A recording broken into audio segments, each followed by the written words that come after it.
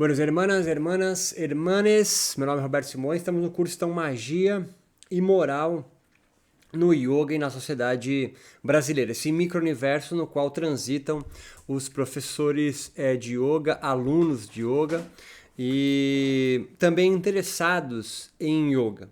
Nós vimos que alguns personagens conceitos que transitam nas espiritualidades, de Umbanda ao catolicismo, ao judaísmo, nós conseguimos identificar alguns personagens conceitos, sacerdotes, profetas, os místicos e os magos. Os três primeiros vão orbitar sobre as organizações ou instituições religiosas ou espirituais no qual fazem parte. Os sacerdotes são os responsáveis por conservar a tradição. Os místicos são os que dispensam intermediários para estabelecer uma comunicação com o sobrenatural, com o divino. Ou nirvana, né? Não precisa ter Deus para isso. E os profetas, os que anunciam algo novo dentro dessa organização. Então esses três, eles orbitam em torno de uma organização, que a gente chama de igreja. Igreja não é só alguma coisa de pedra com uma cruz em cima, mas são organizações espirituais ou religiosas. Agora, os magos é um personagem de conceito que está fora da organização em geral, fora da organização religiosa, ou melhor, ele não necessita dela, porque ele não estabelece, ao contrário dos três primeiros, uma relação de devotos, de discípulos, mas ele estabelece uma relação de clientela. Então, desses quatro personagens, nós estamos conversando ao longo dessas aulas com dois, os sacerdotes e os magos. Vimos que quanto mais complexa uma sociedade fica, tanto mais os dois personagens, sacerdote e mago, se diferenciam. Tanto quanto menos complexa uma sociedade, uma vila, pequenos núcleos, mais o personagem sacerdote e mago, ou feiticeiro, feiticeira, se combinam. Então é possível encontrar um sacerdote mago? Sim, os brahmanes, por exemplo, em algumas vilas hoje ainda na Índia ou na Índia antiga. Eles tanto estabeleciam relações, por exemplo, de oráculos, como a astrologia védica, de cura, e também de encantamentos para proteção, por exemplo, quanto conservavam, traduziam em comentário, legitimavam, aniquilavam, produziam, conservavam as suas escrituras, a sua moral. Um mago ou um feiticeiro, ele não está preocupado com moral, ou seja, com o seu jeito de viver, porque a relação que estabelece, como a gente disse, é de clientela e não de discipulagem. E aí nós temos algumas formas de explicar o mundo. Em algumas aulas disso eu já coloquei. A religiosa, a espiritual, e aí entra a mágica, a mítica, a científica, a filosófica e a artística. O sacerdote e o mago, então, eles estão nas explicações da realidade ou do mundo deste campo que é o religioso ou espiritual. Um mago não vai explicar a realidade das suas técnicas, dos seus feitiços, enfim, de forma científica. Isso quem vai fazer são os cientistas, não os magos e muito menos os sacerdotes. Por quê? Os sacerdotes estabelecem explicações da realidade gerais. Então, o moksha, nirvana, o bem-estar geral, kaivalya, o céu cristão, o nosso lar, são compensatórios ou explicações da realidade com base no sobrenatural, com base numa outra geografia que não é essa realidade. Já o mago, ele pode, tanto quanto, ter explicações transcendentes quanto imanentes. A diferença é que as explicações dos mágicas, né, ou dos feiticeiros e feiticeiras não pode ser verificada empiricamente, como é o de um cientista, por exemplo. Isso não faz com que uma explicação religiosa, mágica, mítica, científica, filosófica ou artística tenha gradações de veracidade. Não é uma linha crescente na linha da história do saber humano. Eles estão acontecendo exatamente agora. Você sair de casa e olhar um poste de luz perto da sua casa, vai ter ali, traga o seu amor de volta em X dias. Isso é uma explicação mágica. mágica. Então a magia existe, a magia está acontecendo agora e ela não é uma explicação inferior. Ela é uma outra explicação. Então, quando um yogi vai explicar para você que uma dor de cabeça, uma dor nas costas, a melhora da sua concentração se deu porque ele alinhou os chakras e o prana agora corre pelos nadis de forma desobstruída, é uma explicação mágica. Não é uma explicação científica. A ciência pode corroborar algumas técnicas mágicas, mas a explicação da ciência nunca vai abarcar prana, chakra, kundalini, nadis. E quando isso ocorrer, a explicação já não é mais mágica, é científica, a magia deixa de existir.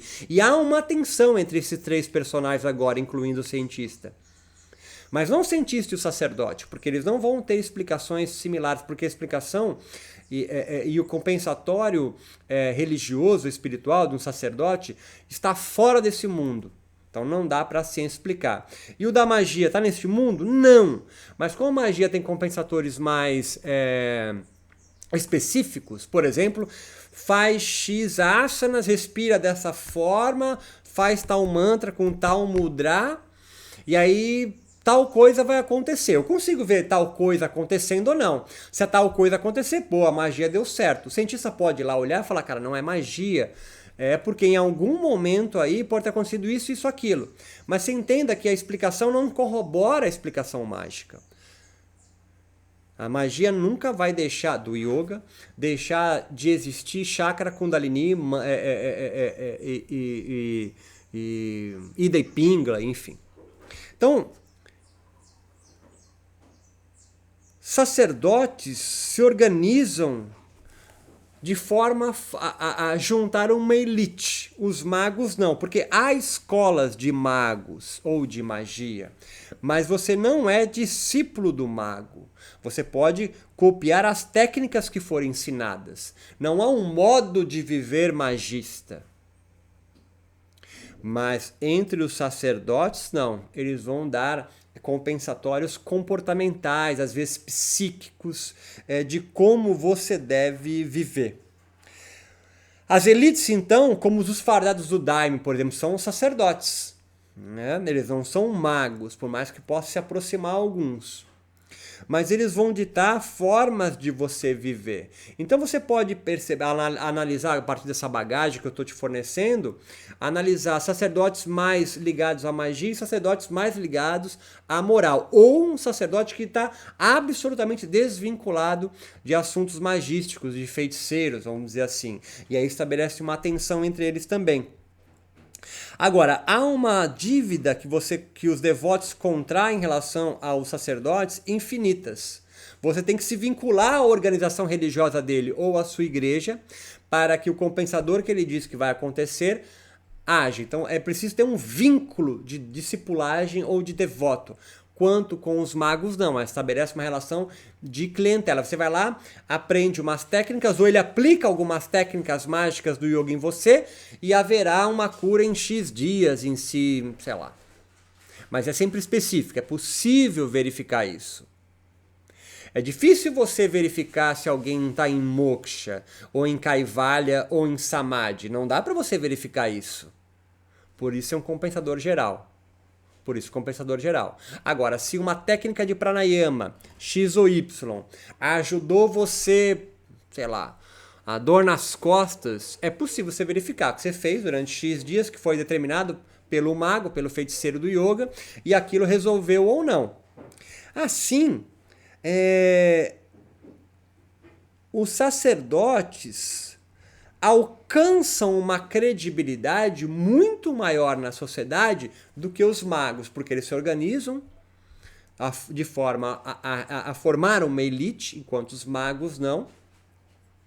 E também os seus compensatórios não são possíveis de serem verificados empiricamente. Então ele não estabelece uma tensão com a ciência, que é sempre uma forma de explicar o mundo que desencanta o mundo, vamos dizer assim.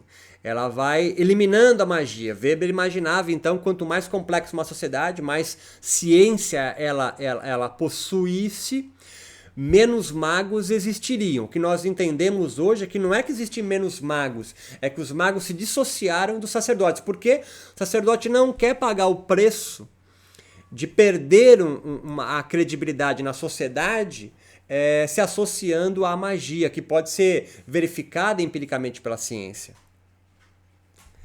Sociedades seculares, então, dividem o poder religioso do poder do Estado e estabelece uma distinção também, uma divisão entre os personagens magos, feiticeiros, com os sacerdotes. A Índia tem independência, por exemplo, da Inglaterra, o seu último colonizador, não era secular, ou seja, o poder do Estado não estava separado do poder da igreja. Os sacerdotes, portanto, os brahmanes, estavam colados ao poder do Estado. Quando a colonização britânica acontece, porque são protestantes calvinistas, racionais, lógicos, pragmáticos, esse tipo de religião vai estabelecendo como dominante, por mais que não tenha conseguido, mas como é colonizador, vai fazendo com que os brahmanes se afastem do poder mágico no qual eles exerciam. E aí vai construir um novo personagem e vai exportar esses dois personagens, tanto o yogi sacerdote quanto o yogi mago ou feiticeiro. E na América Latina vão chegar primeiro, e é esse rolê que eu queria fechar aqui, os sacerdotes, os yogis feiticeiros, e não os sacerdotes, não os yogis sacerdotes. O que significa? Significa que as técnicas do yoga vão se estabelecer com mais propriedade do que os seus preceitos morais, que são estabelecidos, corroborados, legitimados pela ala sacerdotal do yoga, e não a mágica. Então, quando yogis que você encontra vem com o discurso de que esse yoga está muito corporificado, esse aqui não é yoga, ele só sabe as técnicas corporais, não entende as escrituras, isso é uma crítica de um yogi mais conservador ligado a uma ala sacerdotal, portanto a tradição, fazendo uma crítica para aniquilar o seu competidor pelos mesmos bens espirituais que eles disputam, feiticeiro ou mago. Assim, a gente pode conseguir entender a razão de que muitos yogis se associam à biomedicina e à ciência e outros nem tanto. Os que nem tanto se associam à ciência, às vezes nem gostam que a ciência venha dar explicações sobre yoga e fazem críticas do tipo, que adianta saber qual é a área do cérebro, que adianta saber qual é o hormônio, porque o que o yoga preconiza é algo muito maior que repercussões fisiológicas. Esse é um discurso sacerdotal. E não é menor e não é errado, mas estou te dando chaves interpretativas para você compreender um micro-universo onde você transita e sair daquela discussão rasa de que qual que é mesmo o que é yoga válido ou não. Sai dessa discussão, dá um passo para trás, olha de cima e de fora e percebe que essas discussões de mais fisicalidade, isso aqui é yoga, isso aqui não é yoga, são discursos de legitimidade de yogis querendo estabelecer, ora em organizações, portanto formando uma elite mais sacerdotal, mais moralista, ou seja, que lhe dá forma, jeitos de viver, e outros que são menos alinhados com escrituras, textos, interpretações, comentários, mas muito mais ligado às repercussões experienciais que as técnicas do yoga promovem. Esses mais ligados, então, à magia, a feitiçaria do yoga, e sem aspas. E não pensa quando eu digo mago ou feiticeiro do yoga que eu estou brincando ou que tem alguém com um caldeirão girando uma poção mágica. Mas é que se utiliza das técnicas do yoga, asana, pranayama, kriya, mudra, mantra, satsangas, para estabelecer não discipulagem, mas clientela. Eles não se organizam em torno de organizações religiosas, instituições religiosas, tradição. E os textos para eles são muito mais para consulta de técnicas, então para dipicar o grande Sanhita, do que realmente para entender a forma de viver, o jeito de viver que a escritura do yoga preconiza para que alguém seja yogi ou não. Isso é um discurso sacerdotal. Assim, você pratica com um especialista. Seja um especialista ligado a um yoga mais mágico, seja um especialista mais ligado a um yoga sacerdotal. E cabe você entender qual que você deseja mais. Está muito confuso? Pensa nas benzedeiras da rua. Elas se dizem católicas, mas são magas, são feiticeiras da religião católica. Se você perguntar para um padre, um sacerdote, ele vai execrar esse tipo de comportamento de uma católica. Mas ela existe. Quando começou a ter menor força as benzedeiras? Quando o Brasil vai se tornando mais complexo. Se você for para o interior de Minas, sociedades menos complexas, não é primitivo, mas sociedade menos complexa. As benzedeiras convivem muito bem com todos. Vai para São Paulo, vai para a capital de Minas, você não vai encontrar isso tão simples, porque os sacerdotes, como formam uma elite, são dominantes no mercado religioso no qual transitam, as feiticeiras e os magos perdem espaço para eles. E o yoga? O yoga, como está em formação, há uma tensão muito clara acontecendo, eu espero fornecer dados para você compreender isso melhor, entre os sacerdotes e os yogis, feiticeiros ou magos, que lidam, então são ambos especialistas, mas um ligando com explicações mais específicas, curas, oráculos, encantamentos, outros ligados mais à moral, aos preceitos de uma escritura, da forma como você deve viver. O yamas, para um sacerdote, é quase mandamentos. Um yogi feiticeiro quase não fala muito de yamas e de niyamas, talvez um pouco mais de niyamas. Ou se falar, fala como se fossem técnicas a serem utilizadas para benefício próprio e dos clientes do qual utilizam essas técnicas. A formação, então, para ser um professor de yoga, a partir de agora, você pode entender ou como uma espécie de um seminário católico que formava padres, sacerdotes, devotos do professor que ministra essa formação, ou uma escola mais mágica, que não forma devotos, mas capacita pessoas em técnicas específicas para replicarem em outras pessoas. E aí eles vão estabelecer relação de clientela. Não devem nada a quem fez a formação deles, a não ser Ctrl+C e um Ctrl+V das técnicas utilizadas para aplicar amanhã nos seus clientes. É uma formação mágica. É uma aplicação mágica do yoga. É possível pensar dessa forma.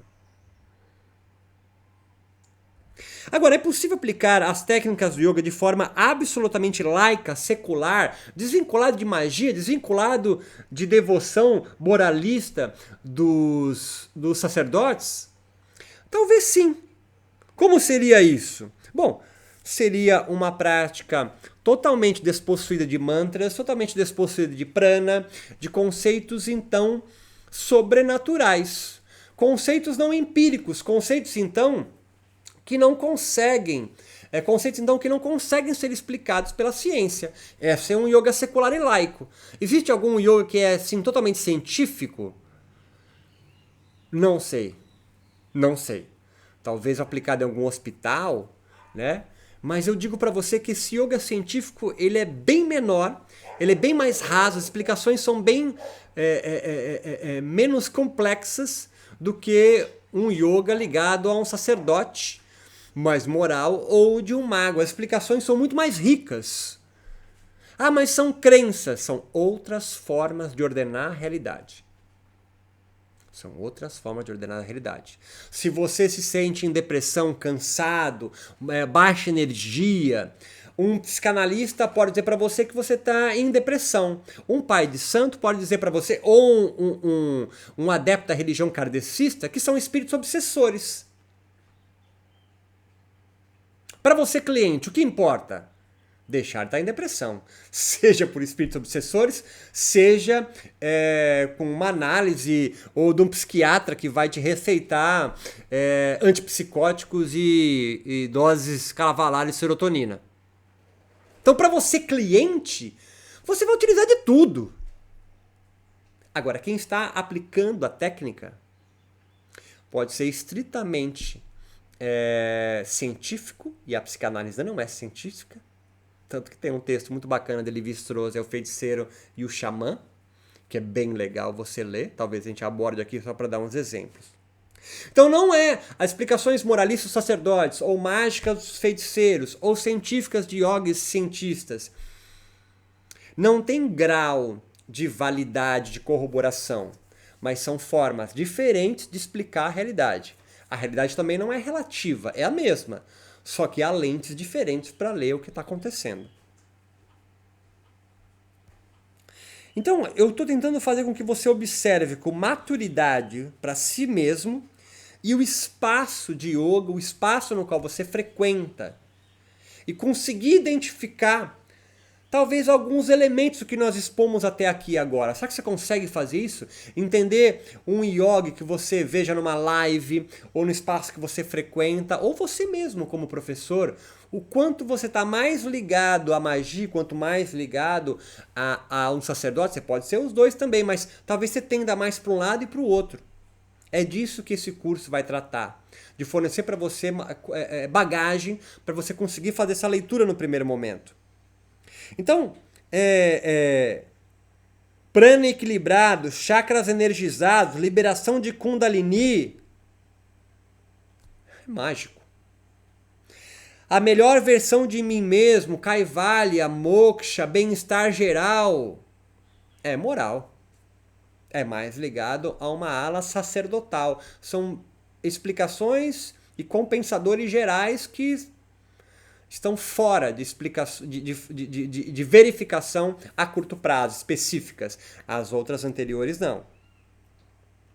Então quem te dá um jeito de viver específico, seja da linha da psi, ou seja comportamental ou biomédica, é possível identificar elementos aí pseudocientíficos, por exemplo.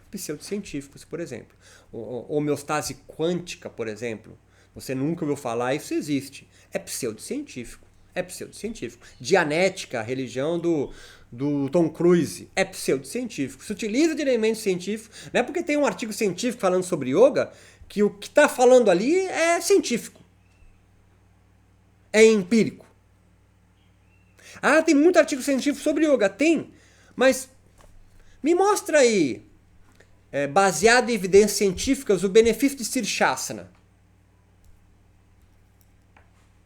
E mesmo que você encontre 1, 2, 3, 4, 10 artigos, eles estão falando da mesma coisa, é o mesmo grupo, tá tudo igual, ou cada um tá em... Então, a explicação do yoga é muito mais rica fora do campo da ciência do que dentro. O yoga um dia vai ser totalmente científico? Pode ser hoje, mas volto a te dizer, você vai precisar largar no meio do caminho dessa secularização e laicização do yoga uma série de símbolos que eu tenho certeza que são muito caros para você. Então, a gente pode pensar que a promessa de eu parar de reencarnar, por exemplo, ter bom karma, é que tipo de compensador? Geral, ligado aos sacerdotes, ou específicos? Bom karma, parar de reencarnar, a melhor versão de você mesmo, dá para ser verificado empiricamente? Não dá para ser verificado empiricamente. Se eu vou ter um porra de um bom karma, se eu vou deixar de reencarnar? Se eu estou na melhor versão de mim mesmo, como que eu vou verificar isso empiricamente? Nem com teste psicológico, como que eu vou fazer isso? Você tem que afunilar. Quando vai afunilando, você vai deixando no caminho uma série de coisas. Então esse tipo de explicações, parar de reencarnar, bom karma, bem-estar geral, melhor versão de mim mesmo, são compensadores gerais ligados a yogis sacerdotais. Elite. E práticas de yoga como oráculos, como astrologia, lemão, baralho, cigano, sei lá o que, práticas de yoga para proteção de doença. Se você fizer isso aqui, você aumenta a sua imunidade. Cara, são práticas de proteção, brother. É tipo carregar um patuá, só que em vez de carregar um patuá, você oferece o seu corpo em oferenda. Eu sei que tá ficando complexo, eu tô dando um gancho para a próxima aula. práticas de yoga que vão curar você de algum tipo de doença, compensadores específicos. Isso está ligado a aspectos mágicos, a yogis, feiticeiros e feiticeiras. Ah, mas eu vi um artigo científico que se você fizer torção por 10 segundos Yudiana com um Nauli, melhora o quê? O que você melhora? Que artigo científico é esse? Não tem, tio. Não tem. Ah, mas eu vi que a prática de meditação, que é o cerne do yoga, diminui o estresse. Mas o estresse não é uma doença para ser aniquilada.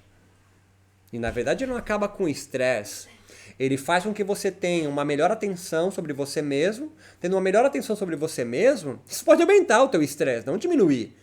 E isso pode ser benéfico, porque você para de se anestesiar. Então, e o estresse, só para amarrar essa ideia, no mundo do yoga tem ganhado um status muito mais de mito do que de mesmo ligado à biomedicina. A biomedicina não vê o estresse como uma doença estimada. Se você acabar com o estresse, você tem problemas gravíssimos de saúde. Então muitos yogis magos se camuflam de cientista ou pela ciência para legitimar suas técnicas mágicas. Por quê? Porque o nosso mundo secular e laico não gosta de se aproximar à magia, à feitiçaria. E nem a religião. Por isso que os yogis sacerdotes se camuflam não pela ciência, mas pelo ar de espiritualidade. Em sociedades complexas, como nós vivemos, por exemplo, em algumas cidades do Brasil, é necessário que os sacerdotes, para serem aceitos lá, sobretudo se não são de religiões dominantes, como é o yoga, o hinduísmo é dominante aonde na América Latina? No Suriname? Nem lá, que tem templos hinduístas, que receberam imigrantes indianos. Eles se camuflam para conseguirem fazer-se vivo aqui. Igual as mães e pais de santo da Umbanda e Candomblé, em décadas atrás no Brasil, que se diziam no censo católicas. Por quê? Porque se diziam que era um sacerdote de uma religião afro, ia ser maldizido, certo? Não tem credibilidade, mas quando ela se diz que é católica, aí ela ganha espaço na sociedade. É o mesmo que acontece entre os yogis hoje, em 2020, no Brasil. Se camuflam de ciência, sobretudo os mais ligados à feitiçaria e à magia. E se camuflam de espiritualistas para não se mostrarem tão à vista como sacerdotes, porque se eles baterem de frente com pastores e padres, perdem feio. Então o yogi cientista é um cara que é baseado apenas em evidências científicas. Em suma, ele vai ter que dar uma aula só baseado no que a ciência já demonstrou sobre as técnicas do yoga. Técnica. Não dá para falar de Bhagavad Gita. E o que a ciência já demonstrou em base, com evidências científicas mesmo, que realmente acontece com as técnicas do yoga? Pensando em asana, pranayama, kriya, mudras e mantras. O quê? Pouquíssimas coisas. Pouquíssimas coisas. A explicação da Jinnah, que trabalha com yoga hormonal, para as práticas dela, é que harmoniza energias dos chakras e prana. Foi estudado as técnicas dela na Federal de São Paulo, numa tese de mestrado e doutorado. Se demonstrou que há benefícios, mas a explicação é muito diferente. A ciência não aceita a explicação de chakra e kundalini. Então as pesquisas, as posturas deram benefício. Deram. Só que você vai ter que mudar toda a sua explicação. Vai ter que deixar tudo para fora do bagagem. E são poucas posturas ali, né? E é uma só. Para ser com base em evidência científica, tem que ser replicado em muitas universidades do mundo e dar resultados similares. Isso ainda não aconteceu. Isso não aconteceu. Não há um yoga baseado em evidências científicas mesmo. E talvez nem em meditação. Há muitas pesquisas que revelam áreas do cérebro, repercussões benfazejas da meditação. Mas eu não posso dizer que ela é uma panaceia. Ela é uma panaceia. Desenvolve a melhor atenção, diminui alguns quadros de ansiedade, é bom para cuidadores de mal de Alzheimer. Há alguns indicativos, mas se você for pegar, isso que eu estou querendo dizer, só o que há baseado em evidência científica, a tua aula de live segunda, quarta e sexta não é científica. Qual pesquisa foi realizada com pessoas do outro lado de uma tela recebendo aulas em live? Nenhuma, então não tem base científica. Ah, mas eu replico aquela, mas aquela foi feita no hospital, né? Você está replicando em casa e você talvez nem tenha formação científica para ministrar essas aulas. Tem? Que tipo de formação na área de biomedicina você tem que aquela pesquisa, se aquela pesquisa foi baseada numa área da biomedicina, um replicador também tem que ser de lá, não tem?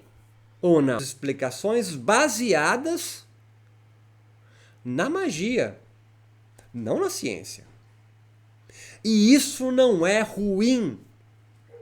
Isso é só uma outra explicação muito mais ampla, muito mais rica, mas está ligado a uma outra área do saber que não é exclusivamente da ciência. Meu nome é Roberto Simões, site Contemporâneo, estamos no curso Magia e Moral. E a gente toca então para a próxima aula. Forte abraço!